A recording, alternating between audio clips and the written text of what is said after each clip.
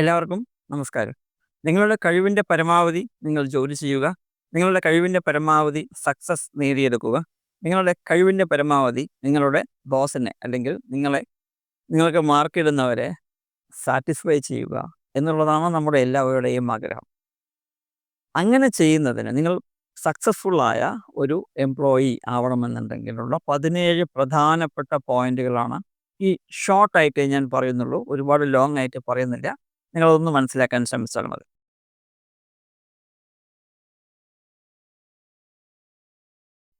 ഒന്നാമത്, walk your talk. നിങ്ങൾ എന്ത് ചെയ്യണം എന്നുള്ളത് നിങ്ങൾക്കറിയാം. നിങ്ങൾ പറയുന്നതേ ചെയ്യാവൂ, പറയാത്തത് ചെയ്യാതിരിക്കുക. വാക്ക് ദ ടോക്ക്.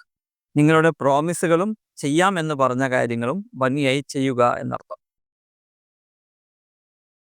ആരെങ്കിലും നിങ്ങളോട് എന്തെങ്കിലും പറഞ്ഞാൽ എന്തുകൊണ്ട് എന്ന് ചോദിക്കുവാൻ നിങ്ങൾ തീർച്ചയായും സന്നദ്ധനായിരിക്കണം.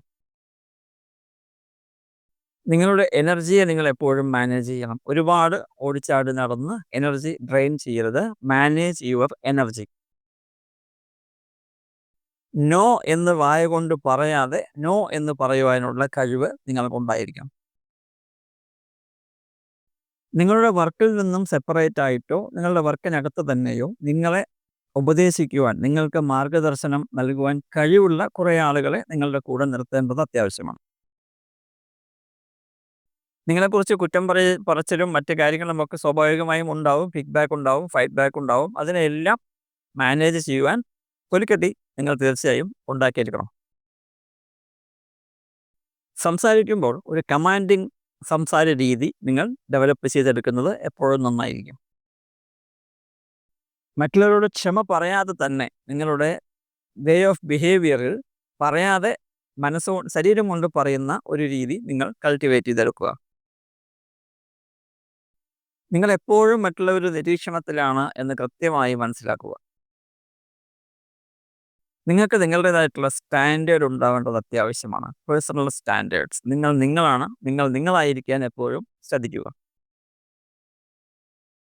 മറ്റുള്ളവരുമായി സംസാരിക്കുന്നതിനും നിങ്ങളുടെ ജോലികൾ മറ്റുള്ളവർക്ക് വീതിച്ച് നൽകുന്നതിനുമുള്ള എഡ്യൂക്കേഷൻ എന്ന് പറയുന്നൊരു ആർട്ടുണ്ട്. അത് നിങ്ങൾ നല്ല രീതിയിൽ പഠിച്ചു വെച്ചിട്ടുണ്ടാവണം. മറ്റുള്ളവരെ നിങ്ങൾ സഹായിക്കണം. സഹായിച്ചാൽ മാത്രം പോരാ. പ്രത്യേകിച്ച് കോർപ്പറേറ്റ് അറ്റ്മോസ്ഫിയറിൽ മറ്റുള്ളവരെ സഹായിക്കുമ്പോൾ അത് നിങ്ങൾക്കും കൂടി ഗുണകരമാവണം എന്നുള്ള കൃത്യമായ ധാരണയോടുകൂടി സഹായിക്കുക. കമ്പനിക്കകത്ത് നിങ്ങൾക്കൊരു റെപ്യൂട്ടേഷൻ ഉണ്ടാവണം. നിങ്ങൾക്കായിട്ടുള്ള നിങ്ങൾ എന്ന് പറഞ്ഞൊരു ബ്രാൻഡ് നിങ്ങൾ കൾട്ടിവേറ്റ് ചെയ്യണം. പതിയെ ഡെവലപ്പ് ചെയ്ത് കൊണ്ടുവരണം. ആവശ്യമുള്ള പേഴ്സണൽ ഇൻഫർമേഷൻ മാത്രം ഷെയർ ചെയ്യുക. അനാവശ്യമായ പേഴ്സണൽ ഇൻഫർമേഷൻ ഷെയർ ചെയ്യരുത്. വള പറയരുത് എന്നർത്ഥം. കാര്യമായ കാര്യങ്ങൾ മാത്രം മറ്റുള്ളവരുമായി ഷെയർ ചെയ്യുക. പലപ്പോഴും നേരെ മറിച്ച് നമ്മൾ ചെയ്താൽ തിരിച്ചടിക്കാൻ സാധ്യതയുണ്ട്. നിങ്ങളുടെ ഓർഗനൈസേഷനും അതുമായി ബന്ധപ്പെട്ട വർക്ക് പ്ലേസിനും പ്രത്യേകിച്ച് ഒരു കൾച്ചറുണ്ട്. ആ കൾച്ചർ കൃത്യമായി മനസ്സിലാക്കുന്ന ഒരു വ്യക്തിയായി നിങ്ങൾ പതിയെ നിങ്ങളെ മാറ്റിയെടുക്കുക. നിങ്ങളുടെ തൊട്ട് ചുറ്റുമുള്ള ഒരു സർക്കിൾ ഉണ്ടാവും, നിങ്ങളുമായി ബന്ധപ്പെടുന്ന ആളുകൾ. അതിൽ നിന്നും പുറത്തേക്ക് പോയി കുറച്ച് ദൂരെയുള്ളവരെയും നിങ്ങളുടെ സർക്കിളിലേക്ക് കൊണ്ടുവരാൻ ശ്രമിക്കുക. അങ്ങനെയുള്ളവരുമായും നിങ്ങൾ ഇൻറ്ററാക്ട് ചെയ്യേണ്ടത് അത്യാവശ്യമാണ്. ഒരല്പം കൂടി കൂടുതൽ അറിവ് നമുക്ക് ലഭിക്കുവാൻ കഴിയും. ഇൻറ്ററാക്ഷൻ നമുക്ക് ലഭിക്കും. അവസാനത്തെ പോയിന്റ്, നിങ്ങൾക്കൊരു സുപ്പീരിയേഴ്സ് ഉണ്ട്. ആ സുപ്പീരിയേഴ്സിനെയും മാനേജ് ചെയ്യാൻ നിങ്ങൾ പഠിക്കണം.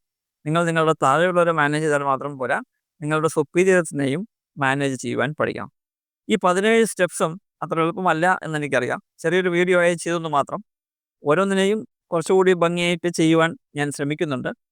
ഈ വീഡിയോ കണ്ട എല്ലാവർക്കും നന്ദി. നമസ്കാരം.